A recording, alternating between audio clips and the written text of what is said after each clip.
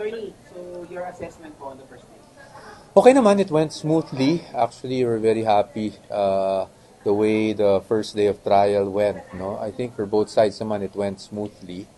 Obviously, there were arguments. I'm sure mga napansin nyo, may arguments from both sides. But again, that's normal. Talaga namang inaasahan na magkakaroon ng mga ganyang opposing views, no, ang bawat panig. But so far, I think it was a good first day for everyone. Nakalamang ba kayo? Wala, hindi naman ayaw naming magbilangan ng ganyan. I think it's just that as long as we present our case and present what we want for the day, we should be happy. Hindi naman po kami yung tipong nagbibilangan pa sinong lamang, sinong hindi lamang. Na-monitor po ba ito ng Vice President? At ano po ang sabi? Hindi pa po kami nag-uusap sa ngayon because I just came from the defense huddle. No? So, but siguro baka mamayang gabi or tomorrow makapag-usap kami. Attorney, kasi yun nga, isa sa mga naging key points ng trial kanina is the elevation of Senator Jesus Cordero as presiding officer. So what's your thought about po doon sa pag-elevate ni Senator Cheese as presiding officer? And merong nga po may mga po sinasabi na si Senator Cayetano na baka daw po ito nabag sa Constitution. Siguro maghingi lang ako paumanhin sa inyong lahat dahil nga nagkaroon we always felt that this was something for the Senate to settle. But nagkaroon nga ng mga arguments kanina, constitutional issues actually. So ayoko na muna sigurong mag-comment out of respect for our senators because there were manifestations made, there were objections made on record or put on record. So siguro hindi appropriate for the defense right now to comment on that.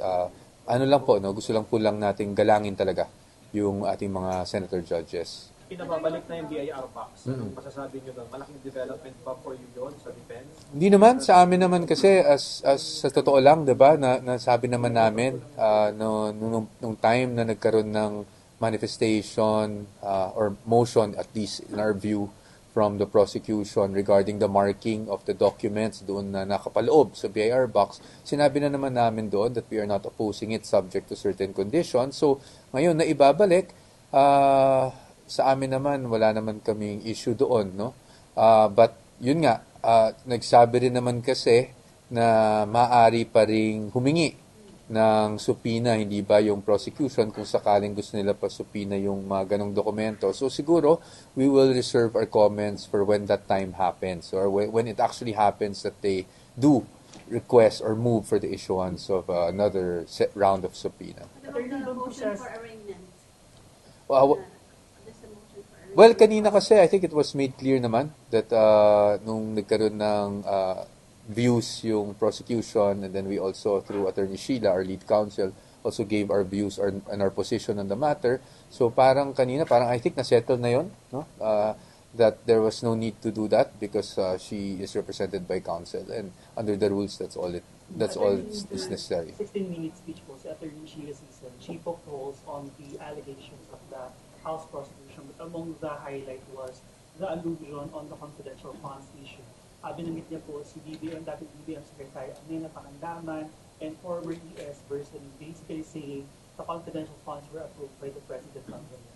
Ano po masasabi niyo sa argument? Was that a conscious decision to highlight that? Well, of course, everything in an opening statement is a conscious decision, diba? Wala naman dyan na bigla na lang nasabi. So, but sa atin, again, I like to apologize to you. Kanina na we were reminded by the presiding officer that we cannot talk about the merits or discuss the merits in public to preserve the integrity of the proceedings. So hindi mo na ako comment dyan. It is what it is, kung anong nasabi ng aming lead counsel. And definitely, talagang she really prepared for her opening statement. And we were happy with her opening statement. Just a follow-up on that one, sir. Reaction lang din daw po. Kasi the argument there was, yes, it was approved by the Malacanang, but it was the OVP and the DepEd which dispersed the sentence. Yeah, that's why I don't want to really, I understand where you're coming from. That's why I don't really want to get into it. Kasi lahat naman yan na mapag-uusapan during the course of the trial. Ito pa naman ay opening statement. So, ibig sabihin, nilalatag lang namin, no?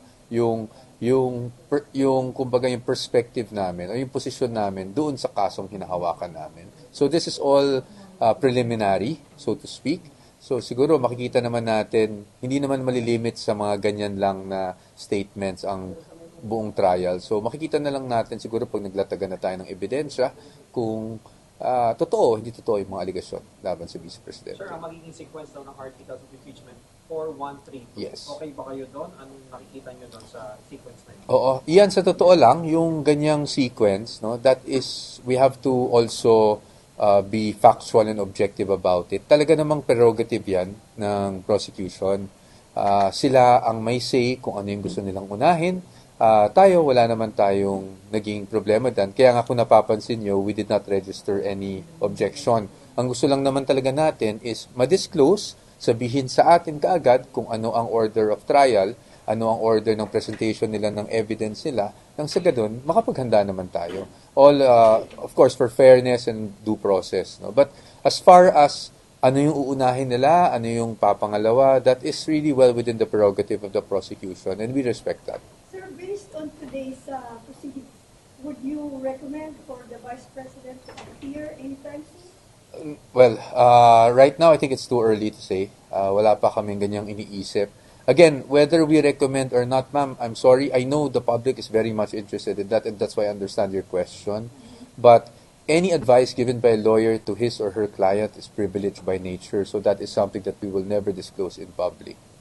And if you, of course, after today's hearing proceedings also, you have to meet with your principal. And more or less, what would be the gist of your report? And based on your today's... Again, communication between attorney and client, ma'am, is privileged. But rest assured that para lang po masagot ko rin naman yung tanong kahit pa paano, is we really update the Vice President regularly. In fact, I talk to her, if not once, at least several times a day on different matters, no, various matters, including impeachment. So, ano naman po, she's always apprised and updated kung ano yung nangyayari. Without going into merits, attorney, I'm so sorry, but maybe ask you what are the thoughts of the defense team regarding the threshold? Conviction Because threshold. later, earlier rather, na-set na 16 despite the absence of the senators. What are your thoughts? Well, for us, I guess, all I can say is the Constitution is clear, and I'll leave it at that. Attorney, tomorrow, magsisimula na yung presentation ng mga witnesses. Handa na po ba ang defense para sa first witnesses ng prosecution? Yes, in fact, handa kami today. Because all along, we thought na kahit today, masisimulan na, no? Kumbaga, ipipresenta na yung unang witness ng prosecution. So, handa na kami today. Yung magko-cross-examine, handa na rin, no? So, lahat yan, ay, talagang nakahanda kami for presentation of evidence ng prosecution today. So, na-move siya to tomorrow, but it makes no difference. No? So, okay naman tayo for tomorrow. Attorney, hanggang nga sa mga oras na ito, wala po nakikitang shocking sa mga ebidensya at mga naging statements ng prosecution file. Wala naman po.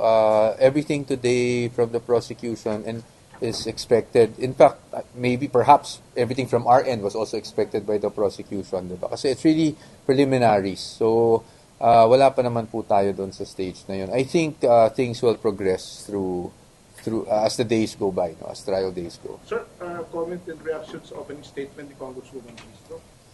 Well, she's entitled to have her own opening statement. So, wala naman tayong any violent reaction doon. She's well entitled.